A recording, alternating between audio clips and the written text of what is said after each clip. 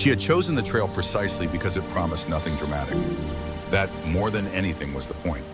At 47, Sarah Mitchell had grown wary of stories that advertised transformation or revelation. She no longer believed that meaning arrived with force. If it came at all, it did so quietly, through repetition, through long stretches of silence broken only by breath and footfall. The apartment felt smaller each evening. 8 months since the divorce papers were signed, and still the walls seemed to press inward. Not with hostility, but with a kind of patient insistence, as if the space itself understood she no longer belonged there. The marriage had ended the way old structures collapse, slowly, then all at once, not from a single catastrophic blow, but from the accumulated weight of small fractures neither of them had bothered to repair. Mark had texted that afternoon, "Hope you're doing okay." The words carried no malice, no hidden agenda, just the flat concern of someone who had once shared her life and now observed it from a safe distance. She had stared at the message for several minutes before setting the phone face down on the kitchen counter. There was nothing to say. They had exhausted language months before the lawyers became involved. Work filled the weekdays, though calling it work felt generous. She processed permits at a desk in the Forest Service regional office, far from the trails she had once walked with purpose. The demotion had been her choice, technically. After the divorce, she could no longer focus during backcountry patrols. Her mind would wander at critical moments. And in wilderness work, distraction could mean death. So she had requested reassignment, and her supervisor had obliged with the careful sympathy reserved for employees who are clearly broken but not yet ready to admit it. The packing began after dark. She moved through the process with the deliberate calm that came from 2 decades of ranger training. Each item earned its place in the backpack through utility alone. Wool-based layers that wicked moisture. A compact sleeping bag rated to 20 degrees. Dehydrated meals portioned for 3 days, though she planned to hike only 2. The stove, the water filter, the first aid kit, all the small instruments of self-reliance that had always steadied her when human connection failed. Her father's compass sat in a wooden box on the bookshelf. She lifted it carefully, feeling the familiar weight. A Kamenga tritium model, military issue, the kind that didn't require batteries or sunlight. He had carried it through Vietnam, through jungles where the canopy blocked the sky and magnetic north was the only truth worth trusting. When she was 12, he had taught her to navigate using just this tool and a topographic map. Trust your instruments, he had said, but trust your instincts more. He had been dead 3 years. Cancer had taken him slowly, methodically, the way it takes men who spent their youth breathing Agent Orange and pretending it didn't matter. She had sat with him through the final weeks, watching his body diminish while his mind remained sharp and cruel in its clarity. He never complained. He documented his decline with the same precision he had once applied to plotting coordinates in hostile territory. Near the end, he told her, "I'm not afraid of dying. I'm afraid of being forgotten." She placed the compass in her jacket pocket. Beside it on the shelf was his trail journal from 1985. The year he had hiked the Cascade Mountain Trail alone, 3 months after Sarah's mother had left them both. The entries were sparse, technical, concerned mostly with elevation gain and water sources. But one passage had stayed with her. Good for clearing the head. Nothing dramatic, that's the point. She tucked the journal into her pack's outer pocket where she could reach it without stopping. Sleep came in fragments. She woke at 4, dressed in the dark, and drove north as the sky began to pale. The trailhead parking lot was empty. She had expected as much. Late October in the Pacific Northwest meant cold rain and early snow in the high country. Most hikers had already conceded the season to winter. The air smelled of pine and wet earth. She locked the car, adjusted her pack straps, and checked the trail register. The last entry was dated 5 days prior, a couple from Portland who had turned back after 6 miles due to mud. She signed her name, listed her expected return date, and stepped onto the trail. The forest welcomed her without ceremony. Towering Douglas firs filtered the morning light into long greenish shafts that fell across the path like stage lighting. The ground was soft with needles and decades of decomposed growth, a living carpet that muffled her footsteps. She noticed the small details she always noticed: moss thickening on the northern sides of trunks, the faint indentations where old wagon wheels had once cut into the earth, the way certain clearings held moisture while others stayed dry. These observations steadied her. They were proof that attention mattered, that careful watching could reveal patterns invisible to the careless. For the first several hours, the trail behaved exactly as expected.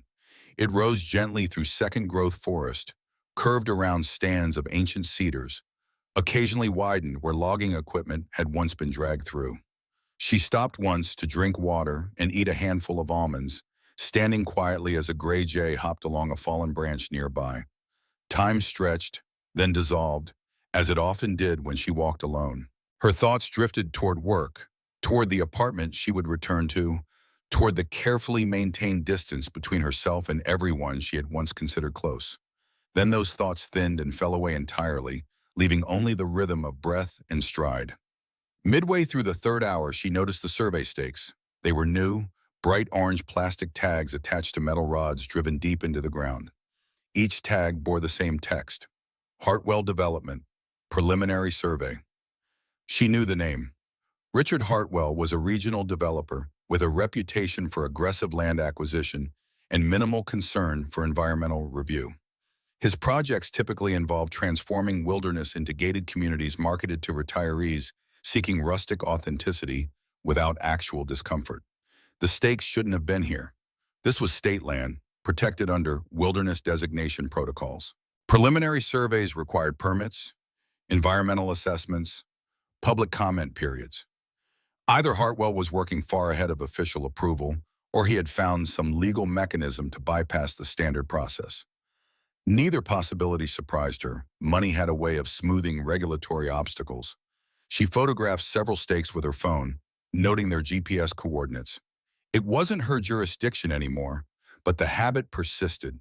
Document everything. Let someone else decide whether it mattered.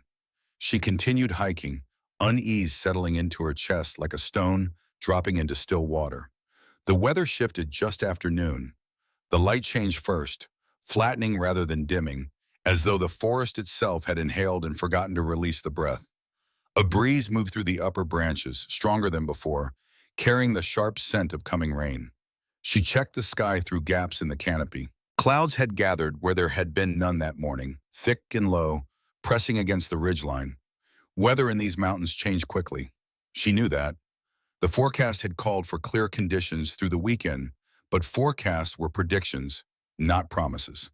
She adjusted her pace, moving faster without hurrying, calculating distances and alternatives. The nearest shelter was marked on her map, a primitive lean-to maintained by the Forest Service, roughly 2 miles ahead. If the rain held off for another hour, she could reach it before conditions worsened significantly. The trail began to misbehave. It narrowed unexpectedly, split briefly around a massive boulder, then rejoined itself at a slightly different angle. Fallen branches obscured sections she remembered from her father's journal as clear and well-maintained. She slowed, scanning for the metal blazes that marked the official route. They appeared intermittently, sometimes 50 feet apart, sometimes missing entirely. Her father's journal described this section as straightforward. But 40 years had passed. Landslides reshaped terrain. Windfall created new obstacles. Trails migrated naturally, following the path of least resistance rather than the path surveyors had intended. She wasn't lost. Her compass and map gave her position with reasonable accuracy, but the distinction between knowing where you are and knowing where you're going can matter enormously when weather closes in. The first drops fell like a warning. She pulled on her rain jacket and cinched the hood. The wind strengthened, pushing against her from different directions as though testing her balance. Within minutes, the rain intensified from a drizzle to a steady downpour. Water pooled in depressions along the trail, turning the path into a series of shallow streams. She kept moving. The lean-to was close now, perhaps a mile, perhaps less. But visibility had dropped to 30 feet. The forest closed around her, uniform and disorienting. She stopped, turned slowly in a full circle, and admitted what her body had already known. She had lost the trail.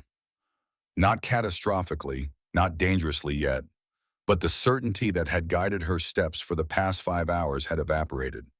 She consulted the map, trying to match terrain features to contour lines, but the forest revealed nothing distinctive. One slope looked like every other slope. She checked her father's compass, confirmed north, and chose a direction that should intersect the trail within a quarter mile. Thunder rolled through the valley, low and sustained. Lightning followed, brief and brilliant, illuminating the forest in stark relief. She counted the seconds between flash and sound. 3 miles, maybe 4. The storm was moving toward her. Hypothermia was the real danger now. She was wet, and the temperature had dropped at least 10 degrees in the past hour. Movement generated heat, but only if she kept moving. Standing still, even to think, invited the cold deeper. She needed shelter immediately. Through the curtain of rain she saw it. At first she thought it was a fallen tree, its bulk obscured by vines and shadow. But there was a geometry to it that stopped her. Straight lines where none should exist. Angles softened by time but not erased. She moved closer, heart beating with cautious attention rather than alarm. Wagon wheels emerged from the undergrowth, iron-rimmed and massive, half swallowed by soil and roots, moss growing thick across the lower spokes. Above them, a wooden frame extended forward and back, reinforced with heavy beams fitted together with a precision that spoke of careful craft. And rising from the frame, walls built of logs and planks, enclosing the original structure in a shell that had aged to the color of wet stone.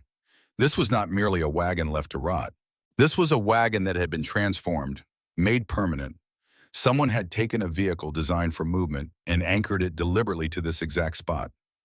The craftsmanship was evident even through the rain. The joints were tight, the roof pitched at an angle calculated to shed water.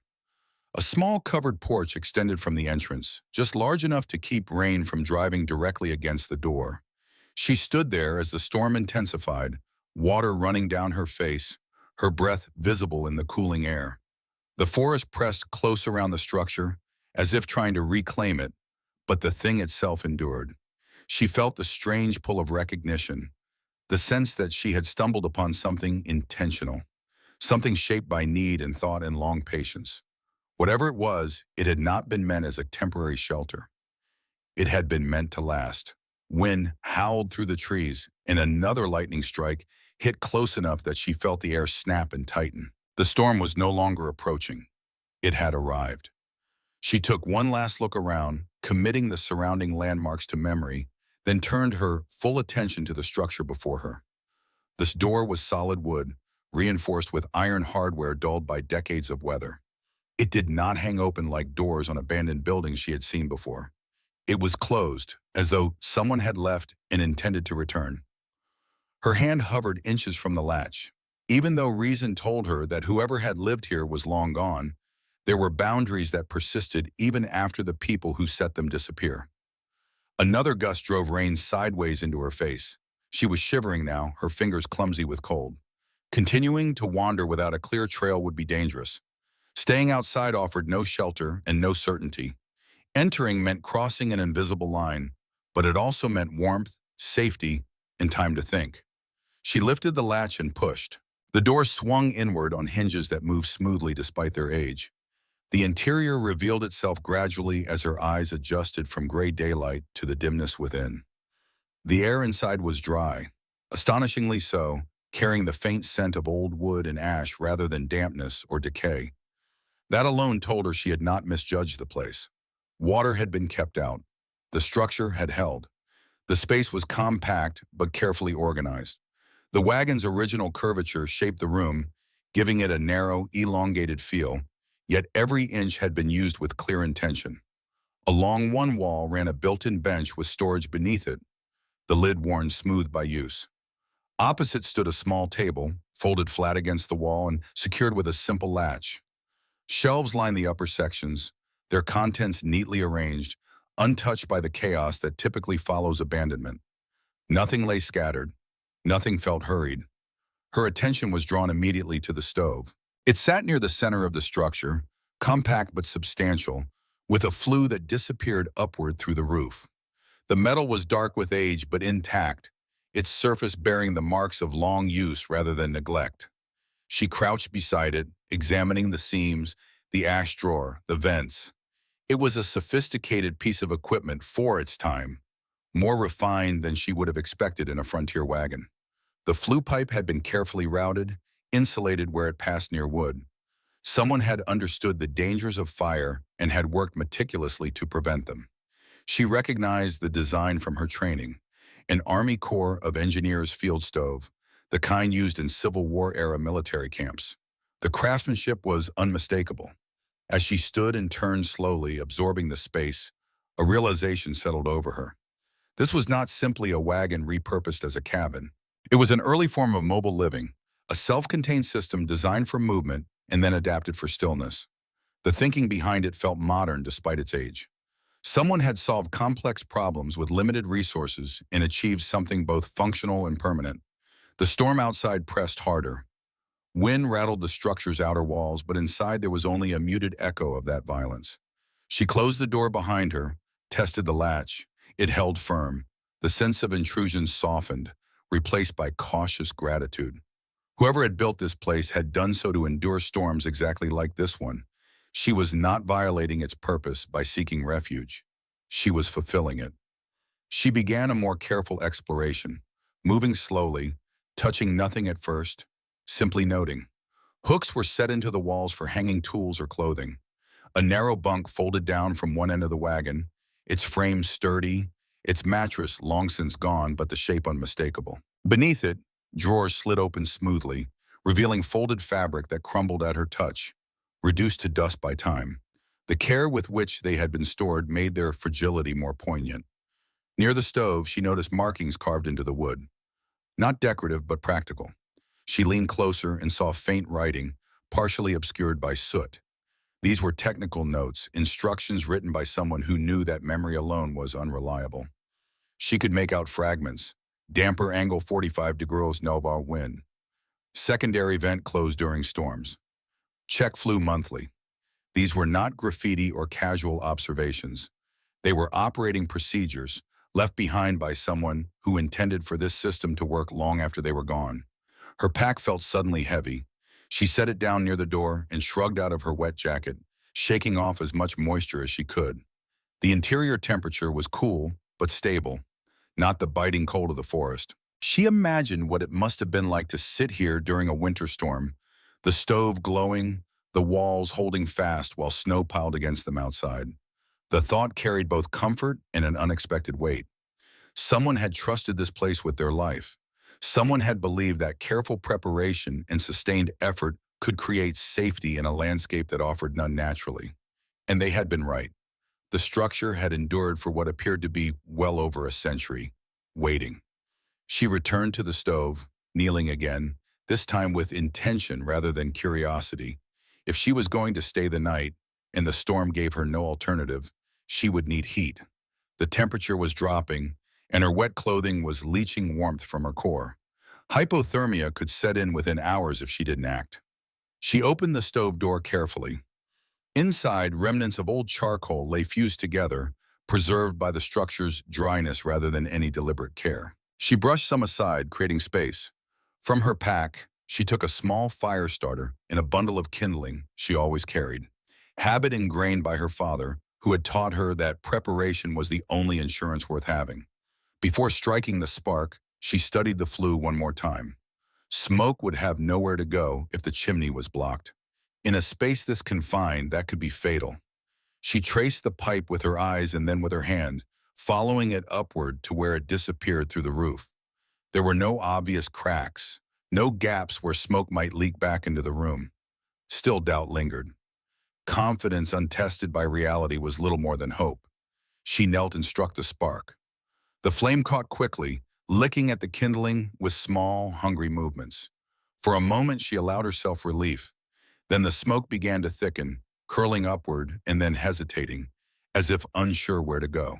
It pooled beneath the ceiling, spreading outward, stinging her eyes and making her cough. She moved quickly, opening the door to let fresh air rush in. Wind tore at the opening, dragging rain inside and sending the flames sputtering.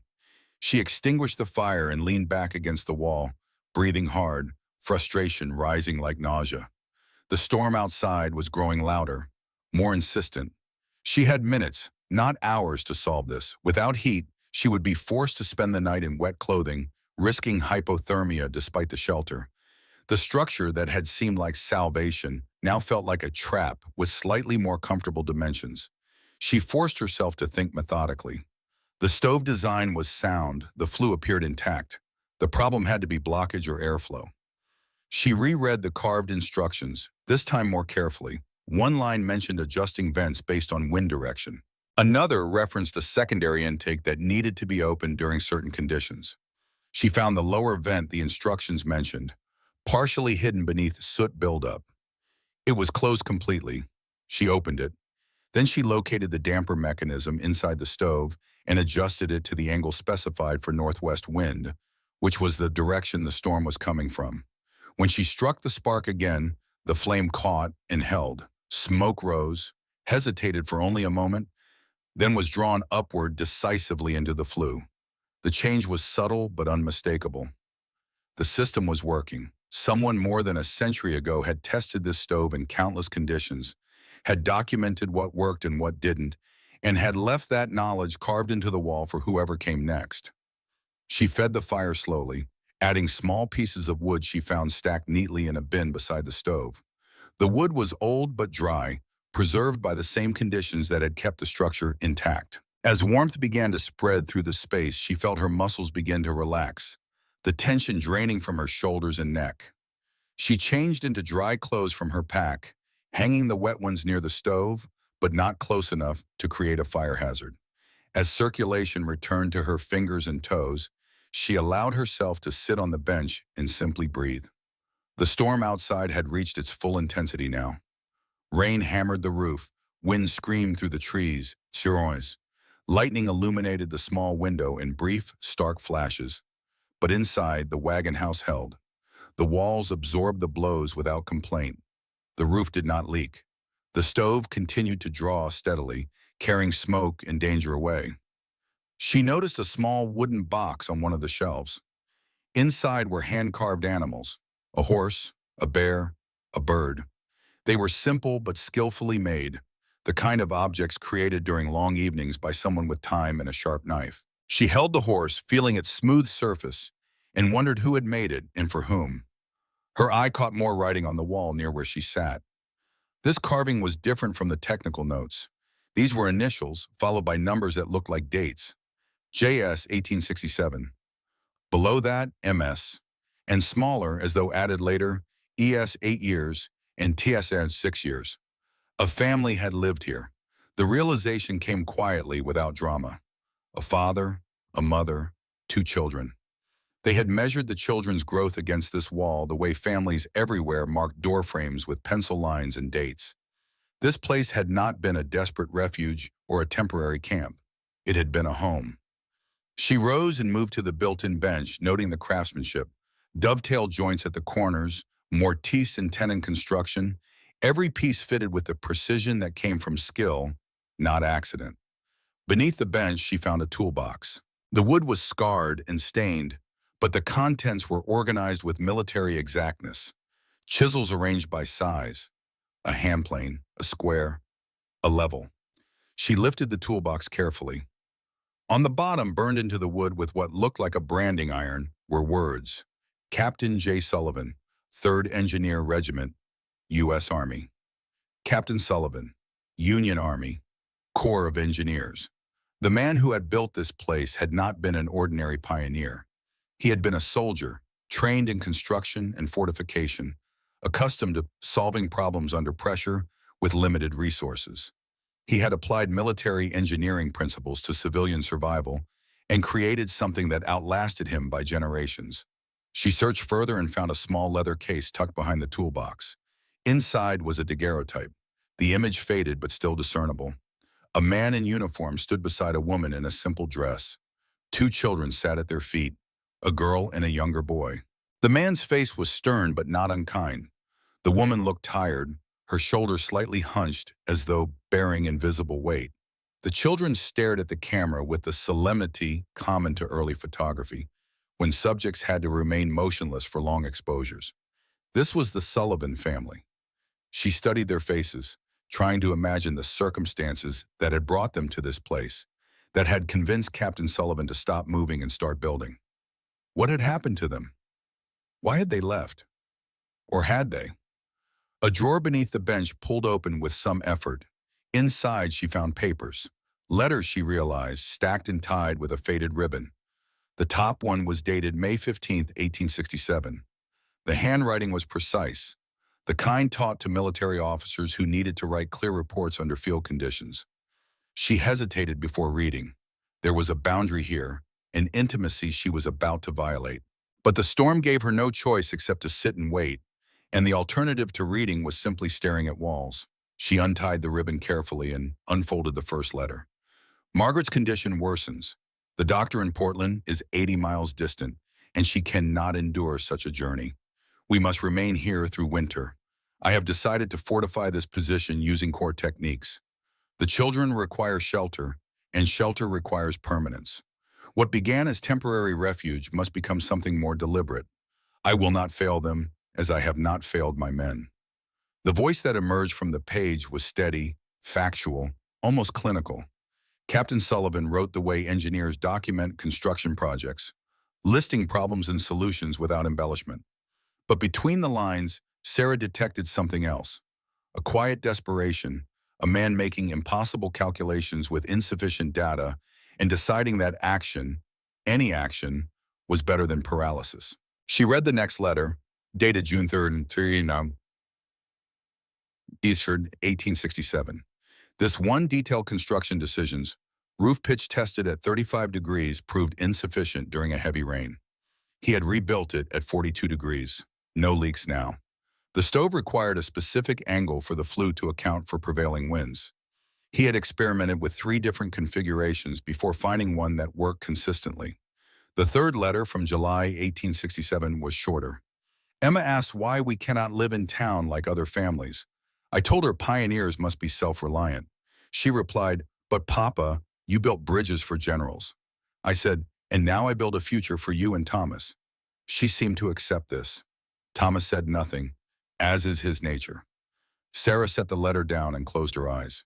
Emma and Thomas, the names on the wall, children who had lived here, slept here, grown here, measured against walls that still stood while their lives had long since ended. She thought of their father carving those measurements, documenting their existence with the same precision he applied to stove angles and roof pitch. Outside, the storm continued its assault. She checked her watch. Nearly midnight. She had been inside the wagon house for 6 hours, and already it felt less like a discovery and more like an inheritance. She was not the first person to shelter here in crisis. She would not be the last, assuming the structure continued to endure. But she might be the first in a very long time to understand what Captain Sullivan had built and why. The fire needed tending. She added wood, adjusted the damper slightly as the wind shifted direction. The system responded exactly as the wall instructions predicted it would. Smoke drew upward without hesitation. Heat radiated steadily. She understood now why the structure had survived. It had been designed by someone who understood that survival in harsh environments required not just shelter, but systems. Not just walls, but methodology. She pulled her sleeping bag from her pack and spread it on the bench. It was too short to lie flat, but she could curl up comfortably enough. Before settling in, she read one more letter, this one from August 1867. Margaret's decline accelerates. I must make an impossible decision soon. The children cannot winter here if she succumbs. But leaving her alone is unthinkable. I find myself calculating probabilities the way I once calculated bridge load capacities. How much weight can a marriage bear? How much grief can children endure before their structure fails? I have no equations for this. The letter ended there. Sarah refolded it and placed it back with the others. She lay down in her sleeping bag, staring at the ceiling, where shadows from the stove's firelight danced and shifted. The storm hammered on, but inside there was only warmth and the faint smell of wood smoke and old timber. She thought about her own marriage, about the slow erosion that had seemed invisible until the structure finally gave way. Mark had not been cruel. She had not been wronged in any way that allowed for clear grievance. They had simply worn each other down through the accumulated friction of 2 people trying to occupy the same space without a shared direction. By the end, separation had felt less like failure and more like necessary surgery, painful but ultimately the only way to prevent further damage. Captain Sullivan had faced different circumstances, but similar impossibilities. Whatever had happened to his family, it had involved choices no decent person should have to make. She wondered if he had blamed himself afterward. She wondered if he had found peace or simply resignation. Sleep came in fragments. She dozed, woke to tend the fire, dozed again. Each time she woke, she noticed something new about the structure. The way moonlight, when the clouds briefly parted, fell through the window at an angle that suggested the opening had been positioned deliberately. The way certain boards had been left rough while others were plain smooth, indicating which surfaces bore weight and which did not. The way every detail, down to the smallest peg and notch, spoke of someone who believed that precision mattered, that care compounded over time into permanence. Toward dawn, the storm's voice shifted. The rain softened, though the wind remained restless. She sat up, stiff and sore, and stared at the stove where embers still glowed faintly. The first night had been survived, not through luck, but through design. Sullivan's design, implemented more than a century ago, still functioning exactly as intended. She felt gratitude not just for shelter, but for the mind that had created it. As pale light began to filter through the window, revealing the aftermath of the storm, she understood that the wagon house had offered more than a protection from weather. It had offered her a mirror, a way of seeing her own life reflected in choices someone else had made under impossibly different circumstances, yet somehow familiar pressures. The trail she had lost no longer mattered. The route she had planned was irrelevant. This place had found her, or she had found it, and the distinction felt meaningless. What mattered now was understanding what it meant and what, if anything, she was supposed to do with that understanding. Morning arrived without announcement. The quality of light changed first, gray becoming less opaque, shadows gaining definition where before there had been only uniform darkness. Sarah woke to silence so complete it felt like pressure against her eardrums. The storm had exhausted itself sometime in the hours before dawn. She lay still for several minutes, reluctant to disturb the equilibrium she had achieved with the sleeping bag in the hard bench beneath her. Her body had molded itself to the discomfort, finding rest despite conditions that would have seemed impossible in her apartment. Perhaps that was the difference between wilderness and civilization. In the wild, your body remembered how to settle for good enough, while civilization trained you to expect comfort you didn't need. The stove had burned down to ash. She rose stiffly, joints protesting, and began the process of rekindling heat. This time the system responded without hesitation. She had learned its rhythms, understood which vent to open first, how much kindling to use, when to add larger pieces. The knowledge felt earned rather than inherited, though in truth Captain Sullivan had done the difficult work of discovery. She was merely following his documented instructions. While water heated for coffee, made from grounds she had packed, she conducted a thorough inventory of her supplies. 3 days' worth of food, though careful rationing could extend that to 4. The water filter worked efficiently. Her first aid kit remained intact. The PLB beacon sat in the bottom of her pack, its activation button covered by a protective cap. She could trigger it at any time, summon rescue, explain that she had been caught in the storm and required extraction. Pride kept her from reaching for it. Pride in something else she couldn't quite name. A reluctance to end this unexpected vigil, to return to the world of permits and parking lots and text messages from people who cared about her in careful, measured doses. She checked the trail conditions from the doorway. Devastation greeted her. Trees had fallen across what remained of the path. The creek she had crossed yesterday, barely ankle deep then, now ran brown and swollen, carrying debris in its turbulent current. Mud had claimed sections of trail entirely, transforming them into slick channels that would be treacherous even in dry conditions. She estimated 48 hours minimum before attempting to hike out would be safe rather than merely possible. The distinction mattered. Possible meant you might succeed or you might die trying. Safe meant the odds favored survival enough that attempting it qualified as reasonable rather than reckless. 2 more nights then, 2 more days in this structure that had already begun to feel less like a shelter and more like a collaboration with someone long dead. She turned her attention to the wagon house itself, studying it with the systematic approach her father had taught her for assessing structures in backcountry. Load-bearing elements first. The wagon frame served as the foundation, massive timbers that had once been engineered to carry tons of cargo across unforgiving terrain. Sullivan had reinforced critical stress points with additional bracing, had anchored the wheels to prevent shifting even as the ground around them settled and compressed. The walls showed evidence of iterative improvement. Certain sections had been rebuilt, their boards newer than others, though still ancient by any reasonable measure. She could trace Sullivan's learning curve in the wood itself. Early attempts that worked but showed inefficiency, later modifications that achieved the same result with less material and greater elegance. This was engineering through practice rather than theory, knowledge earned through failure and refinement. She found herself moving through the space differently than she had the previous night. Then she had been a guest, tentative and grateful. Now she moved with something approaching proprietary interest, noting where water stains on the ceiling suggested a historical leak that had since been repaired, where the floorboards showed wear patterns indicating traffic flow, where storage had been positioned for optimal weight distribution. The bench she had slept on concealed more than she had initially realized. She knelt and examined its construction more closely. The seat lifted on hinges that moved smoothly despite their age, revealing a storage compartment lined with cedar to repel moisture and insects. Inside were items wrapped in oilcloth, practical preservation that spoke to Sullivan's expectation that whatever he stored here would need to endure. She lifted one bundle carefully.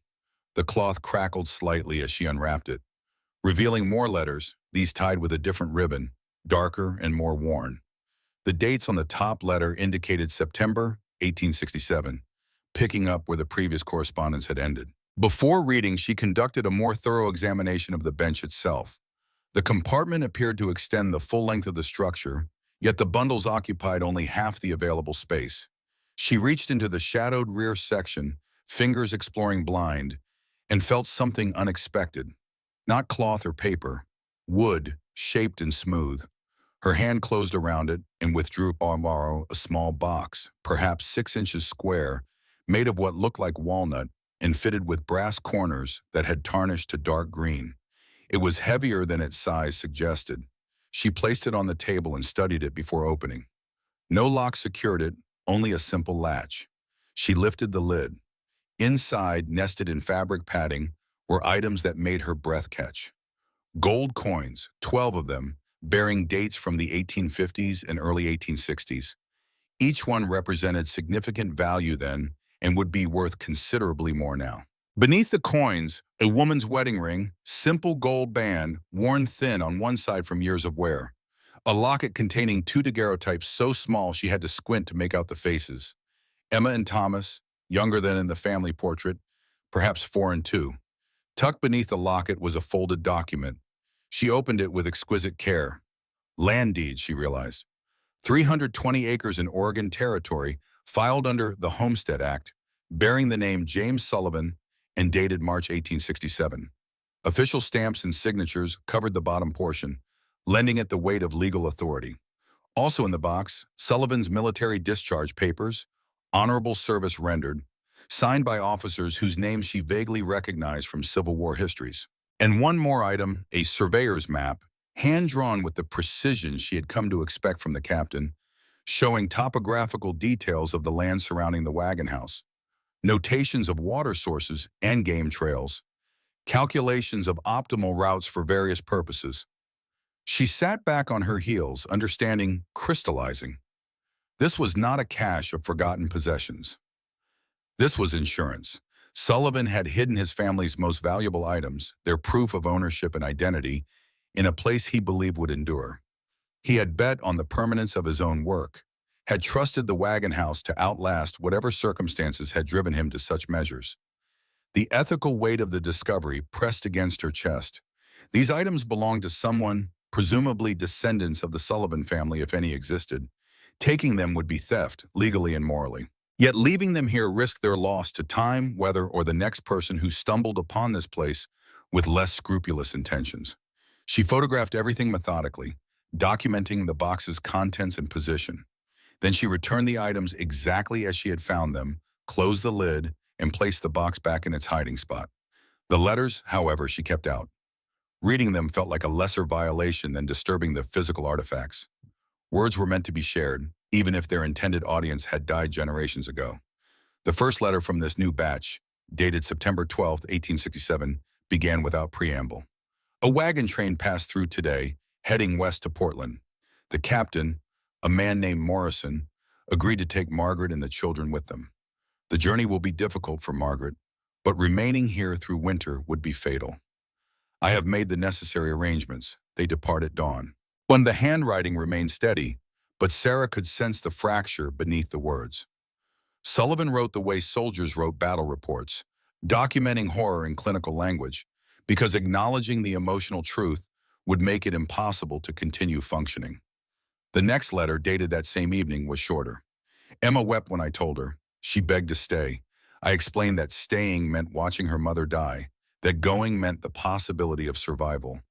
She asked if I would come soon. I said yes. Thomas said nothing, only held his wooden horse tighter. Margaret understands the necessity, but cannot speak of it. We said our farewells tonight, as tomorrow will allow no time for sentiment. I have failed them in every way except the one that matters most. I am sending them toward life. Sarah set the letter down.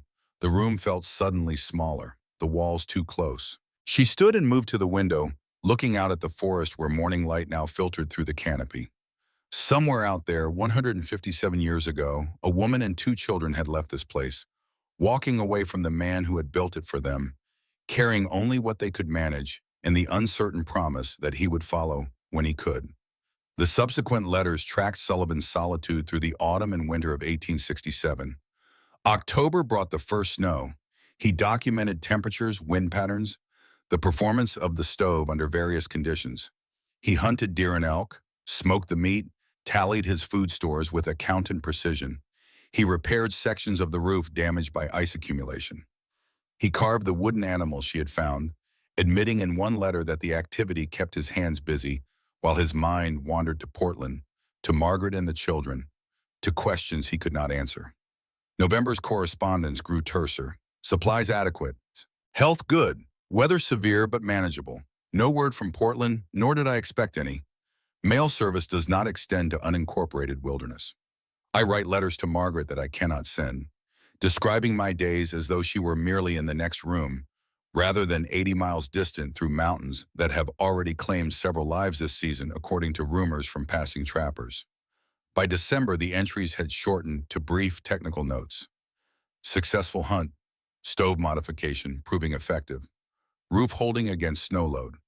Then, on Christmas Day, a longer passage. Made small gifts for Emma and Thomas from scraps of wood and leather. Foolish, perhaps, as they will never receive them. But the act of creation provided comfort. I carved a horse for Thomas, painted its mane black the way he prefers. For Emma, a small box with a fitted lid, lined with fabric from Margaret's dress, which she left behind as too heavy for travel.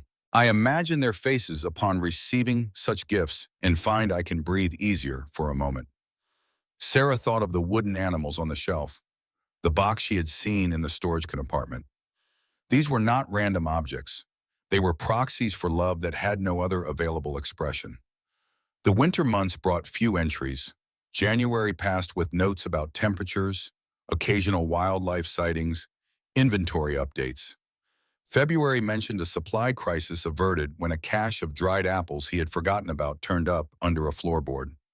March brought the first signs of spring and a shift in tone. The snow recedes. Trails that were impassable become merely difficult. I have decided to attempt the journey to Portland within the month. I will take the survey map, the deed, and enough supplies for 2 weeks. The wagon house will remain, a monument to the winter we survived separately. I find myself reluctant to leave it, this structure that has been companion and fortress both. But Margaret and the children must know I have not abandoned them, that the separation was always meant to be temporary. The next letter, dated April 3, 1868, contained words that made Sarah's hands tighten on the paper. Accident during roof repair. Fell from the ladder, landing poorly. My left leg is broken below the knee, the bone at an angle that suggests clean fracture but significant displacement. I have set it myself using techniques learned in field medicine, splinting with boards and securing with strips torn from bedding. The pain is considerable but manageable.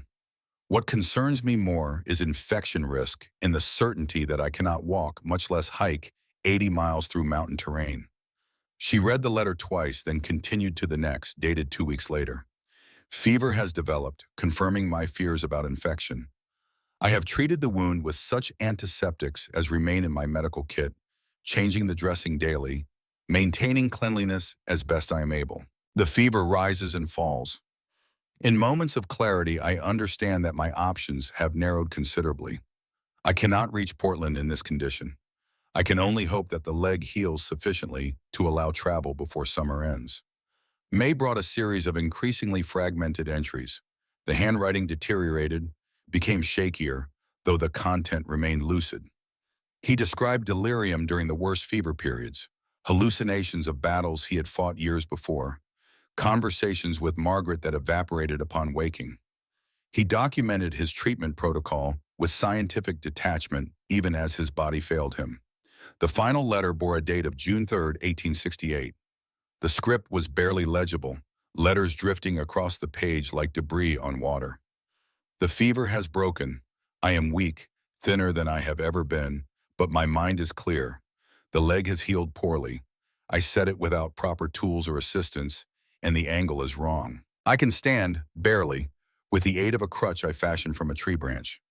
Full weight bearing remains impossible. I must attempt the journey regardless.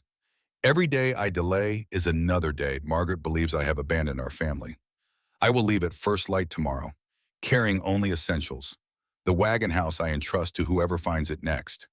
May they use it as I have, as shelter, as hope, as proof that careful work endures beyond the lives that create it. The letters ended there. No further entries, no postscript, no indication of what happened next. Sarah sat in silence, holding the final page, reading and rereading those last words. The wagon house I entrust to whoever finds it next. The phrasing suggested intention, a deliberate passing of responsibility across time. Sullivan had believed someone would come eventually, would need what he had built, would honor it by using it. She returned to the wooden box, lifted it again from its hiding place, and examined the deed more carefully. The land claim covered 320 acres with boundaries that, according to Sullivan's survey map, extended north and west from the wagon house location. If those boundaries were accurate, and she had no reason to doubt Sullivan's surveying competence, then a significant portion of the area where she had seen Hartwell Development's survey stakes fell within the original homestead claim. The legal implications took shape slowly. Homestead claims required continuous occupation and improvement for 5 years. Sullivan had filed in March 1867, had occupied and improved the land through at least June 1868, 14 months. Had he returned? Had he died attempting to reach Portland? Had Margaret and the children ever known what became of him? Her phone showed no signal, but she checked it compulsively anyway. The battery was down to 40%. She powered it off to conserve what remained. When she eventually made it back to civilization, the first thing she would do was research Sullivan family records, find out what had become of Margaret, Emma, and Thomas. A sound from above interrupted her thoughts. Not wind or rain, ich bin nicht durning, but something more immediate. A crack followed by a creaking groan that vibrated through the structure's frame. She froze, listening. Another crack, sharper this time, then a wet thud against the roof directly overhead. She moved to the door and looked up. A large branch had broken free from one of the surrounding trees, weakened by the storm, and finally surrendering to gravity. It had struck the roof at an angle, fortunately not with enough force to penetrate, but the impact had dislodged several shingles. Even as she watched, water began to seep through the gap, running down the interior wall in a dark stain. The damage was fresh, actively worsening. Left unrepaired, the leak would compromise the wood, invite rot, begin the process of destruction that the structure had so far resisted. She calculated her options. Ignoring the problem meant watching Sullivan's work begin to fail, meant potentially spending another night in conditions that would deteriorate rapidly. Fixing it meant climbing onto a wet, sloped roof with improvised tools and no backup if something went wrong. The choice presented itself with brutal simplicity. She could preserve what Captain Sullivan had built, or she could let it begin to die. She searched the storage compartments systematically, finding exactly what she needed because, of course, Sullivan would have maintained repair supplies. A bundle of wooden shingles, cut and stacked decades ago but still sound, nails in a tin container, hand-forged iron that had oxidized on the surface but remained strong underneath, a hammer with a worn handle, a small pot of pine tar for sealing seams. She tied a length of paracord from her pack to the sturdiest section of the wagon frame, creating a safety line. It wouldn't prevent a fall but might slow one enough to matter. Then she climbed carefully onto the roof, using the same ladder Sullivan must have used, the one that had betrayed him in April 1868. The surface was slick with moisture from last night's rain and morning dew. She moved slowly, testing each foothold before committing her weight. Wind tugged at her jacket. The damaged section lay approximately 8 feet from the edge, accessible but requiring her to cross the steepest section of pitch. She belly crawled, distributing weight, fingers finding purchase on ridges and gaps between shingles. When she reached the damaged area, she assessed the problem properly. 3 shingles had been knocked loose, and the branch impact had cracked 2 more. Water was entering through the geese, following the path of least resistance down into the wall cavity. Working methodically, she pried out the damaged shingles and fitted new ones from Sullivan's supply. The wood was aged, had shrunk slightly, required adjustments to fit snugly. She used the knife from her pack to shave edges, making each piece conform to its neighbors. The nails drove cleanly, the iron still capable of biting into century-old timber. Halfway through the repair, a gust of wind stronger than the others caused her to flatten against the roof, hard hammering. The paracord safety line pulled taut, holding firm. She waited for the wind to subside, breathing carefully, aware that fear could be as dangerous as the actual risk. When calm returned, she continued working. The final shingle required particular attention. It needed to overlap its neighbors precisely to maintain the water-shedding pattern Sullivan had engineered.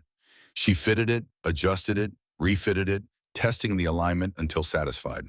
Then she applied pine tar to the seams, sealing gaps that would otherwise admit moisture over time. Only when the repair was complete did she allow herself to look at the surrounding forest from this elevated perspective. The view revealed what ground level had obscured. The wagon house sat in a slight depression, positioned to avoid the worst wind while still maintaining drainage. The trees around it were old growth, their canopy providing shelter in summer and a windbreak in winter. Sullivan had chosen this location with the same precision he had applied to every other aspect of construction. She descended carefully, every movement controlled, and didn't relax until her feet touched solid ground. The repair had taken 2 hours. Her hands were raw, her legs shaking from the sustained tension of working on a sloped surface. But the roof no longer leaked. Water no longer ran down the interior wall.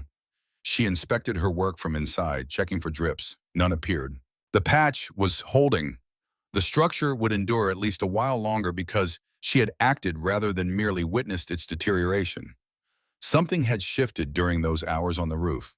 She understood now, in a way that reading Sullivan's letters had not fully conveyed, what it meant to maintain this place. It required constant attention, an ongoing commitment to preservation that could not be delegated or postponed. Sullivan had done this work alone for at least 14 months, had climbed this same roof in worse conditions, had driven these same nails and sealed these same seams. And one day he had fallen. The ladder had shifted, or his grip had failed, or simple chance had intervened. The leg had broken, infection had followed, and his journey had ended here or somewhere between here and Portland. She thought about her own life, about the marriage that had ended not from catastrophe, but from accumulated neglect. What might have been preserved if she had been willing to make repairs when damage first appeared? What structures had she let deteriorate because the work of maintenance seemed too difficult or unrewarding? The questions had no comfortable answers. She returned to Sullivan's letters instead, reading them again with the understanding that came from having touched the same wood he had touched, having solved the same problems he had solved, having looked at the same forest from the same vulnerable height. His final entry haunted her. I will leave at first light tomorrow. Had he made it out of sight of the wagon house before collapsing? Had he died on the trail, his body lost to weather and scavengers, his crutch discarded somewhere in the endless forest? Or had he, against all reasonable odds, reached Portland, been reunited with his family, lived out his days knowing that the wagon house stood empty, waiting for someone who needed it? The answer mattered less than she had initially believed. What mattered was that Sullivan had tried, had pushed forward despite injury and fever, and the mathematical certainty that his chances were poor. He had refused to accept that building the wagon house would be the last significant act of his life. Outside, afternoon lights slanted through the trees at new angles. She realized she had been inside for nearly 12 hours without interruption, absorbed in letters and repair work and contemplation. Her body demanded movement. She stepped out into the clearing, breathing deeply, letting her muscles unknot. The forest smelled different now, cleaner somehow, scrubbed by rain and renewed by the storm's violence. Everything looked sharper, more defined. She walked the perimeter of the wagon house, noting details she had missed in yesterday's downpour.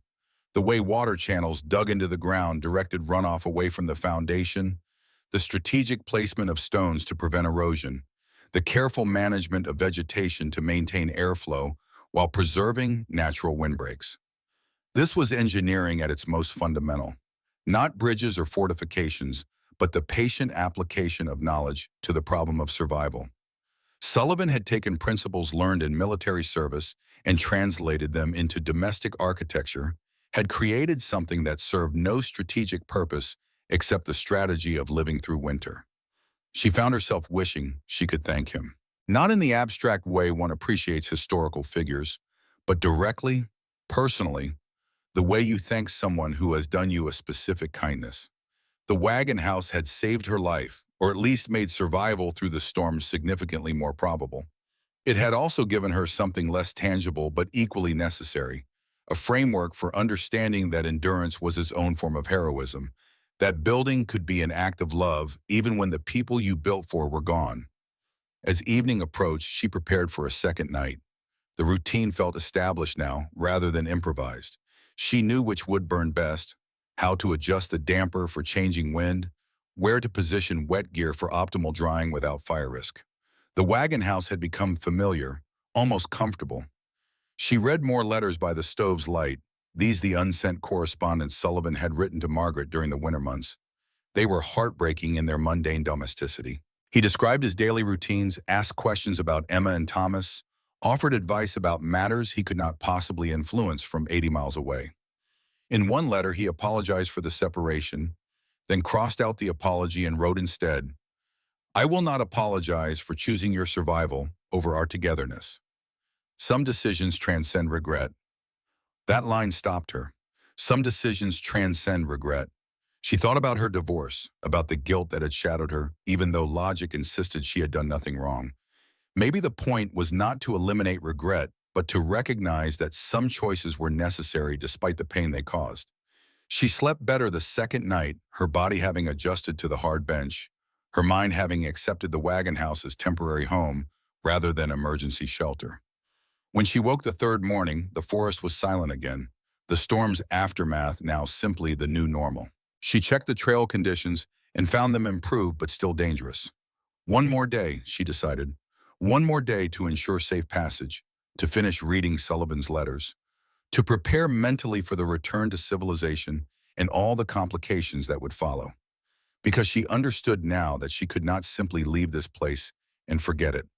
The wagon house, Sullivan's story, the question of what had become of his family, these were responsibilities she had inherited the moment she opened that door. She had become the next person Sullivan had written about, the one entrusted with his work and his memory.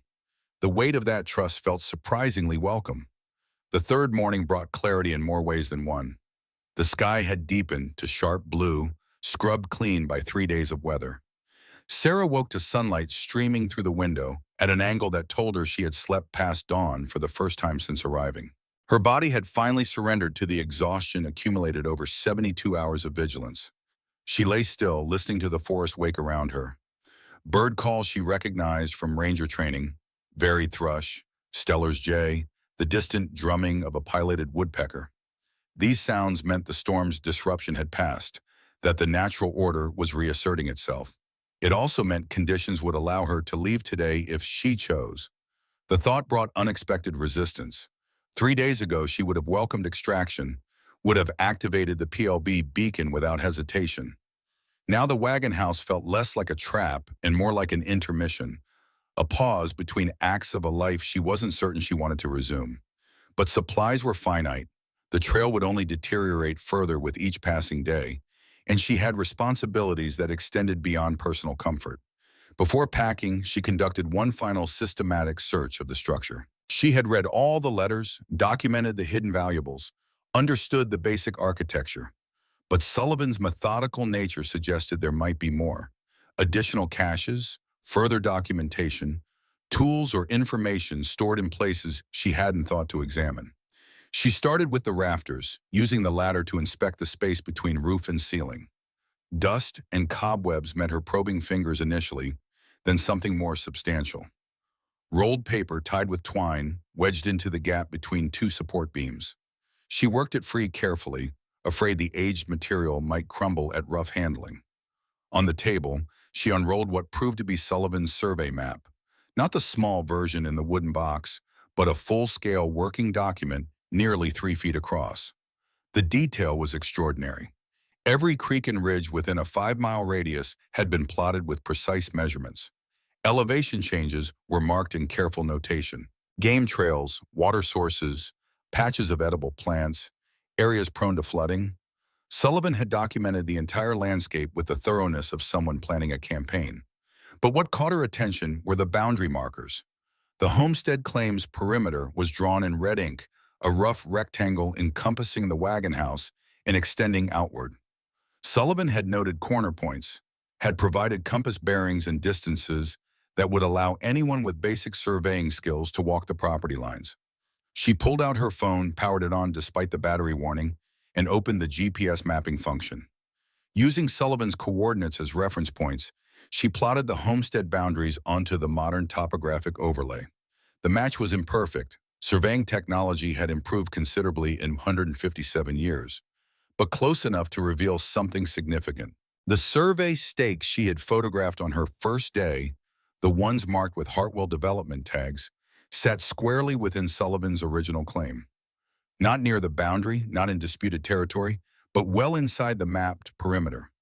If Sullivan's homestead had been properly filed and maintained, the land would never have reverted to state ownership. It would still belong to his heirs, whoever they might be. She photographed the survey map from multiple angles, capturing every notation and measurement. Then she rolled it carefully and wrapped it in a waterproof stuff sack from her pack.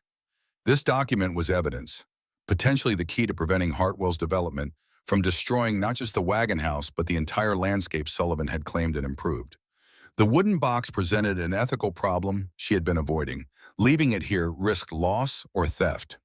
Taking it meant removing artifacts from their historical context. She compromised by documenting everything exhaustively, photographs of each item in place, detailed written descriptions, measurements, condition assessments.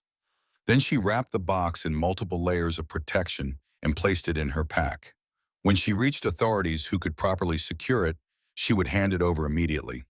The letters she treated with similar care, creating a complete photographic record before wrapping them in waterproof material. Sullivan's words deserved preservation as much as his physical legacy.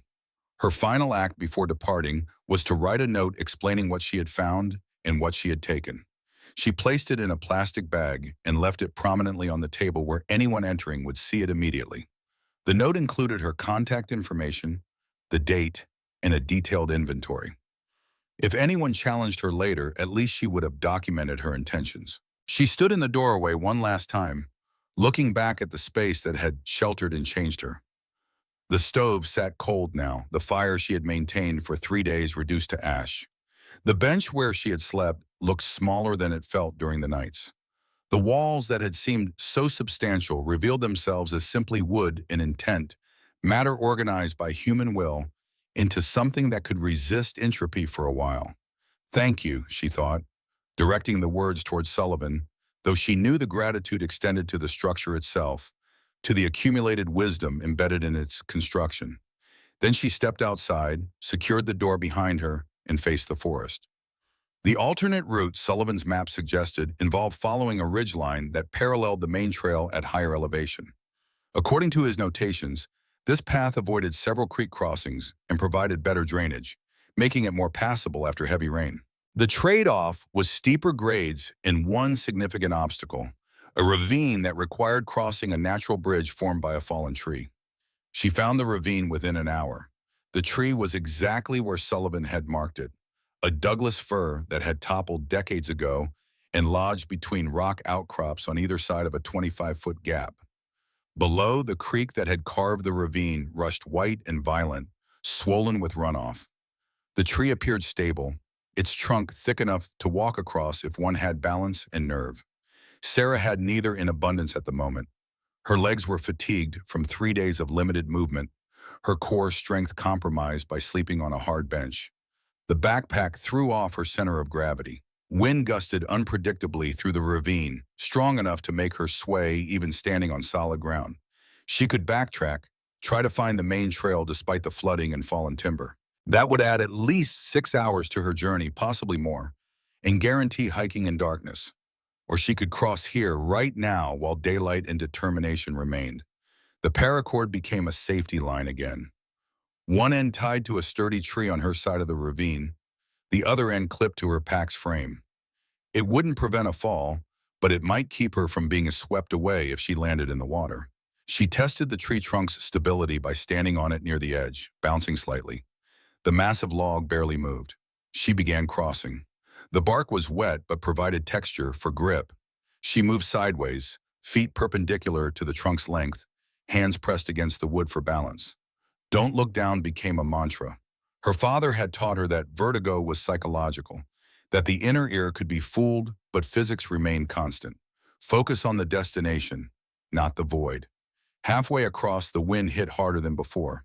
She dropped to her knees, then to her stomach, hugging the trunk while the gust tried to peel her away. The paracord pulled taut, then slack, then taut again as she shifted position. Below, the creek's roar filled her ears, drowning out thought. When the wind subsided, she crawled forward. No dignity in it, no grace, just determination and the friction of wet wood against her jacket and pants. The far side seemed impossibly distant, then suddenly close, then beneath her hands as she scrambled onto solid rock. She sat there for several minutes, breathing hard, waiting for her heartbeat to settle. The crossing had taken perhaps 3 minutes. It felt like an hour. The rest of the hike passed without incident. The ridge trail descended gradually, rejoining the main path near a familiar landmark, a distinctive boulder shaped like a breaking wave. From there, she knew the route precisely. 2 more hours brought her to the trailhead parking lot where her car waited, dusty and ordinary, and deeply welcome. She sat in the driver's seat without starting the engine, staring at the steering wheel as though it were an artifact from a foreign civilization. The digital clock on the dashboard read 4:47 p.m. Sunday. She had entered the forest Friday morning, 3 days that had reorganized her understanding of what mattered and why. Her phone showed 53 missed calls, most from her mother, several from the Forest Service, 3 from Mark. She ignored them all and dialed a different number, one she found in her contacts under Dad's friends. Frank Garrison answered on the second ring. His voice carried the rough edges of a lifelong smoker who had quit too late to prevent damage. "This is Frank." "Frank, this is Sarah Mitchell, Jim Mitchell's daughter." A pause, then, "Sarah, Jesus. Your mother's been calling everyone, said you were missing on the Cascade Trail." "I wasn't missing. I was delayed by weather. Frank, I need to talk to you about something I found." "You sound strange. You okay?" "I'm fine, better than fine, but I need help with something historical, something that might involve land rights and preservation." Another pause, longer this time. "This about that Wagon house?" Her breath caught. "You know about it?" "Know of it? Never found it myself, but your dad and I used to talk about the Sullivan legend, Civil War engineer who supposedly built a house from a wagon somewhere in the Cascades. Most rangers figured it was bullshit, tourist trap story that got embellished over the years. It's real, Frank. I spent 3 days in it." "I'll be damned. You at the trailhead now?" "Yes. Stay there. I'm 40 minutes out. Don't talk to anyone else until we figure out what you've got." He arrived in 35 minutes, driving a battered Jeep that had clearly seen decades of backcountry use. He was smaller than she remembered from her father's funeral, stooped slightly, but his handshake was firm and his eyes sharp with the particular alertness of men who had learned to assess situations quickly. "You look like hell," he observed. I feel like I've been living in the 19th century. Show me what you found. She pulled out her phone and scrolled through photographs, the Wagon house exterior, interior details, Sullivan's letters, the survey map, the hidden box contents. Frank studied each image carefully, occasionally zooming in on specific details, his expression shifting from skepticism to something approaching wonder. This is authenticated Civil War correspondence. These tools are period appropriate. This surveying work? He trailed off, shaking his head. Your dad would have lost his mind over this. He was obsessed with Sullivan's story. He never mentioned it to me. You were young when he got interested. Later, after you became a ranger, I think he wanted to let you make your own discoveries. But he spent years looking for this place. Hiked every trail in the Cascades trying to find it. Never did. The revelation landed with unexpected weight. Her father had walked these same forests seeking the same structure, had failed where she had succeeded through simple accident. She wanted to believe it meant something, that his search and her discovery were connected by more than coincidence. But she settled for the simpler truth. She had been lucky where he had been thorough, and luck mattered more than anyone wanted to admit. There's a complication, she said, and explained about the Hartwell Development Survey stakes, about the homestead boundaries that appeared to overlap with proposed development areas. Frank's expression hardened. Richard Hartwell, that son of a bitch has been trying to develop this area for 5 years. Keeps getting blocked by environmental reviews, keeps finding new angles. If there's a valid historical claim to this land, it would stop him. It would at least slow him down, but we'd need proof that Sullivan's homestead was properly filed and maintained. That claims from 18th, a lot can happen in 157 years. I have the deed, the original with filing stamps. Then we need to verify it against county records, see if the claim was ever formally abandoned or if Sullivan's heirs maintained ownership. He pulled out his own phone and started typing. I know someone at the County Historical Society, Dr. Helen Park. She's good, discreet, knows property law better than most lawyers. Let me set up a meeting. The call took less than 5 minutes. Dr. Park agreed to meet them that evening at her office, said she would pull whatever historical records the county had on homestead claims in the Cascade region. Frank gave Sarah directions to the Historical Society building, told her to get food and coffee first, that she looked like she might collapse otherwise. She followed his advice, stopping at a diner near the county seat. The food tasted strange after 3 days of dehydrated camping meals and the single energy bar she had eaten on the hike out. She forced herself to eat slowly, to drink water, to let her body adjust to normal caloric intake. The Historical Society occupied a converted Victorian house on a quiet street lined with similar structures. Dr. Helen Park met them at the door, a woman in her mid-50s with gray-streaked hair and the slightly abstracted manner of someone who spent most of their time in archives. Her office was cramped with filing cabinets, bookshelves sagging under the weight of local histories, and a desk buried under documents awaiting cataloging. She listened to Sarah's account without interruption, taking notes in precise handwriting. When Sarah showed her the photographs, Park's professional composure cracked slightly. This is extraordinary. The preservation state alone. Structures from that era typically don't survive without continuous maintenance. The fact that this has endured suggests exceptional construction quality. Captain Sullivan was a Corps of Engineers officer, Sarah said. That explains the technical sophistication. May I see the original deed? Sarah unwrapped the document carefully and laid it on the desk. Park examined it with gloved hands, holding it up to the light, checking the paper quality and ink consistency. This appears authentic. The filing stamps are correct for the period. The signatures match other documents we have from the same county clerk, but she paused, frowning. This presents a problem. According to our records, there is no active Sullivan homestead claim in the Cascade region. When a claim goes unimproved or unoccupied for 7 consecutive years, it reverts to territorial or state ownership. That happened with most frontier homesteads after the original claimants died or moved on. So the land belongs to the state now? Possibly, but if we can establish that Sullivan or his heirs maintain the claim, even symbolically the situation becomes more complex. We'd need to trace his family line, determine if there are living descendants, research whether they ever formally relinquished ownership. Frank leaned forward. How long would that take? Weeks at minimum, possibly months. Genealogical research isn't quick, especially when the primary sources are scattered across multiple archives. We don't have months, Sarah said. Hartwell Development is already surveying the area. Frank said they have been pushing for permits for years. Park nodded slowly. Richard Hartwell. Yes, I'm familiar with his work. He tends to operate in legal gray areas, technically compliant with regulations but ethically questionable. If he's already conducting preliminary surveys, that suggests he believes the land is unencumbered by private claims. Or he knows about Sullivan's claim and is hoping to develop before anyone challenges it, Frank suggested. That's certainly possible. Park turned to her computer and began typing. Let me check the county database for any recent permit applications or land purchase filings related to that area. The search took several minutes. When Park turned the monitor toward them, Sarah felt her stomach tighten.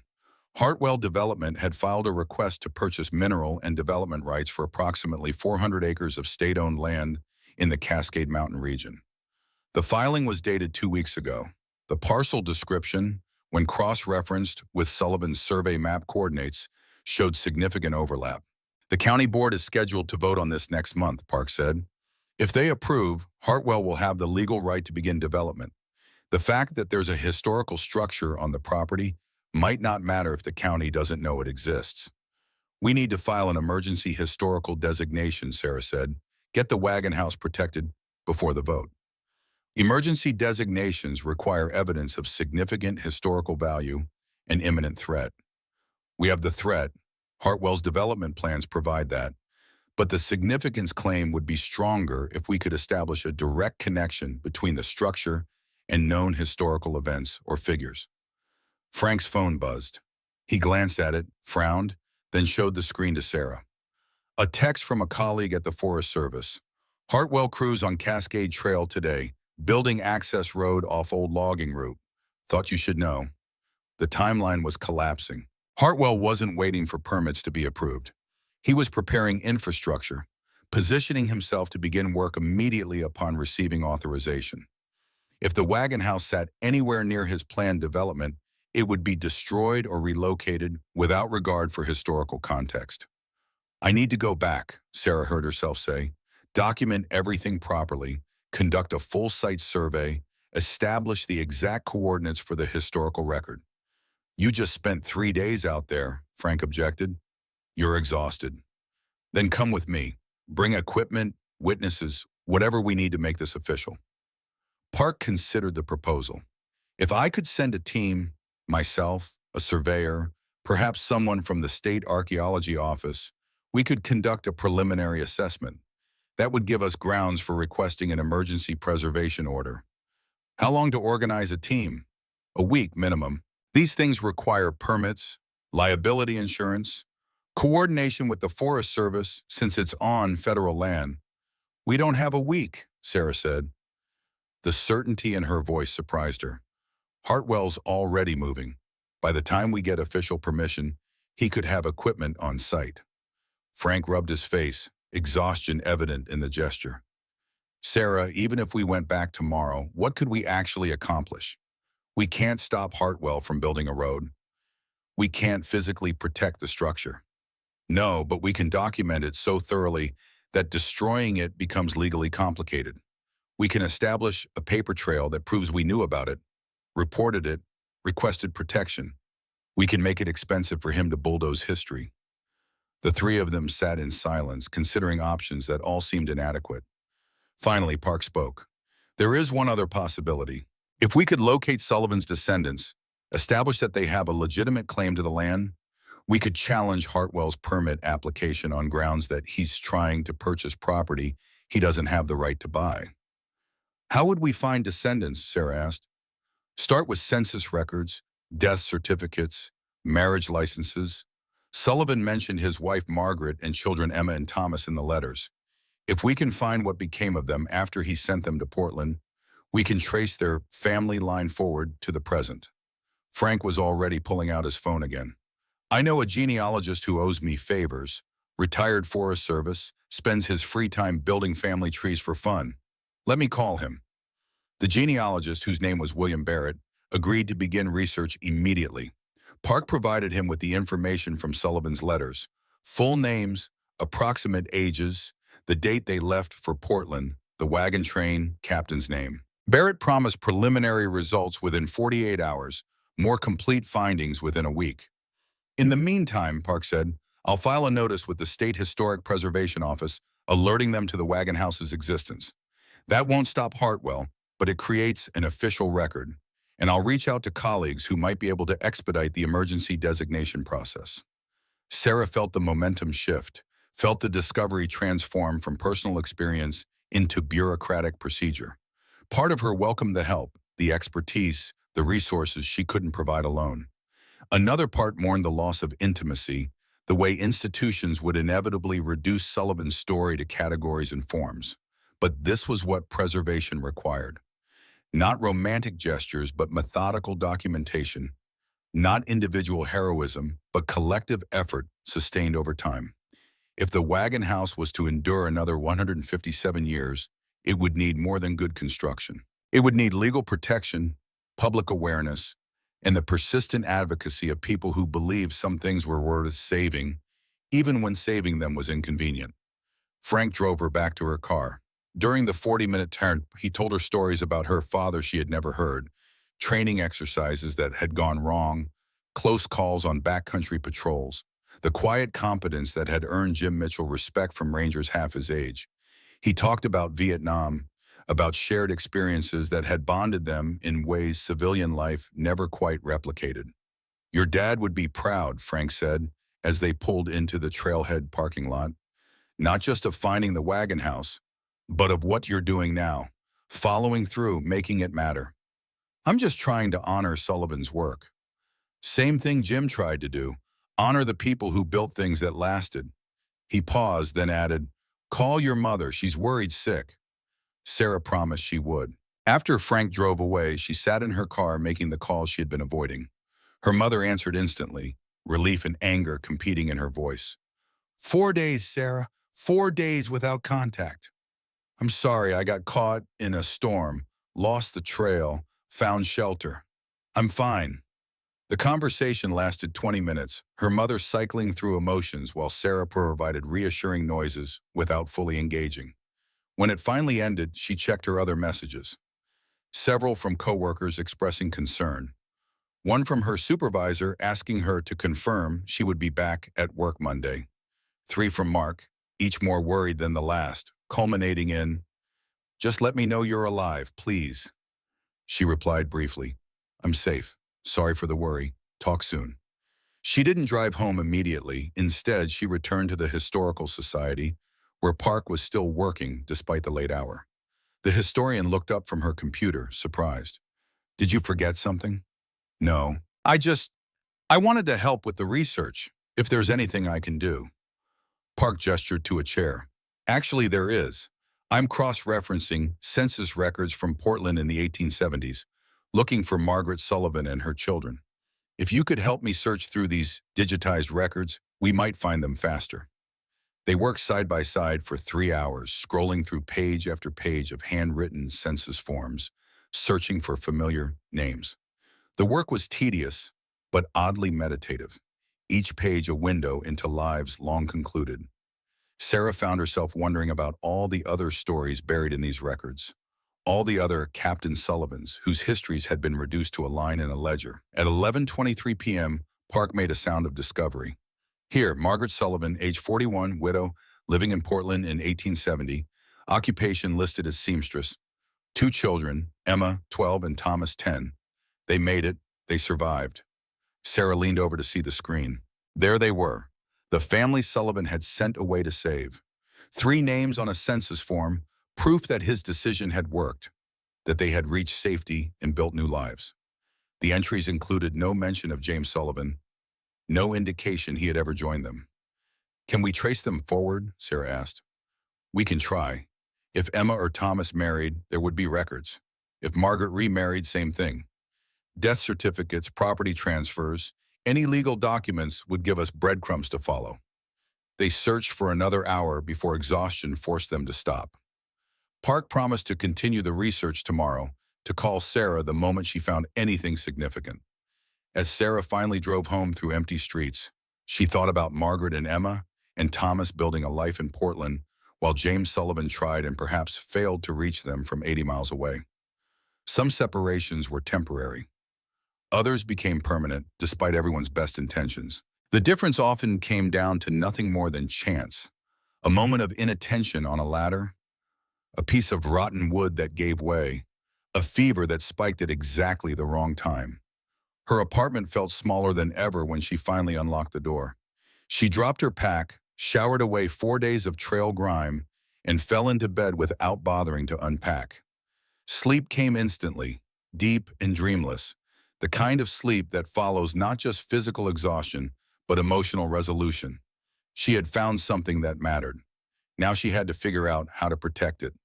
The research consumed the next 3 days. Park called Monday morning with news that she had found Emma Sullivan's marriage record. She had wed a man named William Morrison in 1878, had taken his name, had lived in Portland until her death in 1932. The marriage record listed her father as James Sullivan, deceased, confirming that he had never returned to his family. By Tuesday, Barrett the genealogist had traced Emma's line forward through 4 generations, eventually identifying a living descendant, Catherine Sullivan Weber, age 82, residing in Seattle. Park made the initial contact, explaining in carefully chosen words that a structure possibly built by Catherine's great-great-grandfather had been discovered in the Cascade Mountains. Catherine's response came via email that evening. "I'm coming down tomorrow. Don't let anyone touch anything until I see it." She arrived Wednesday afternoon, a tiny woman with Emma Sullivan's bone structure visible in her face, carrying a folder of family documents Sarah recognized even before Catherine opened it. Emma had kept everything: her father's letters from the war, his survey tools, his commission papers, and most importantly, a diary Emma had maintained during the winter of 1867 to 68. "My grandmother told me about the Wagon house," Catherine said, her voice steady despite obvious emotion. She said her grandfather built it to protect them, that he stayed behind when they went to Portland. She spent her whole life wondering what happened to him, whether he died trying to reach them or simply chose not to come. "He tried," Sarah said, and showed her the final letter from June 1868. Catherine read it silently, tears running down her face. When she finished, she looked up at Sarah and said words that would shape everything that followed. "Then we finish his journey. We bring him home, even if it's only his story."